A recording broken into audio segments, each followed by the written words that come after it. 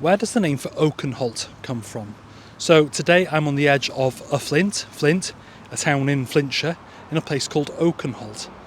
Let's get into the name. The name Oakenholt comes from Middle English.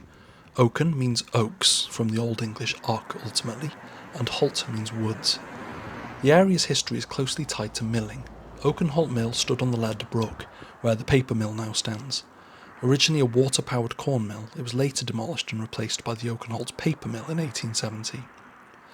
That same year, the Liverpool paper-making firm McCorkerdale founded the North Wales Paper Company Limited on the site. The location was ideal.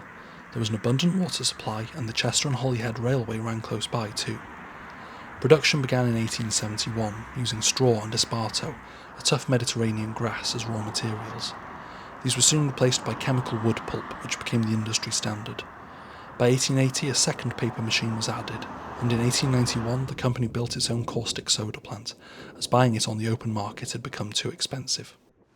Now, like Pentrefyrndan, just down the road, there's been a lot of Roman archaeological finds here.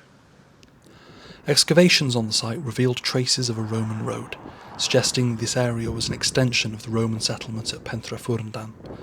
Finds include buildings, furnaces and coins, offering clear evidence of early industrial activity nearly 2,000 years before the paper mill. So the name literally means the oaky wood, oak forest. Anyway, diolch, thank you. Give us a like, give us a share and give us a subscribe, and if you want to support me on my quest to explain every place name in Wales, and a couple outside of it as well, you can on my Patreon, the link's in my bio. Diolch, have a good one.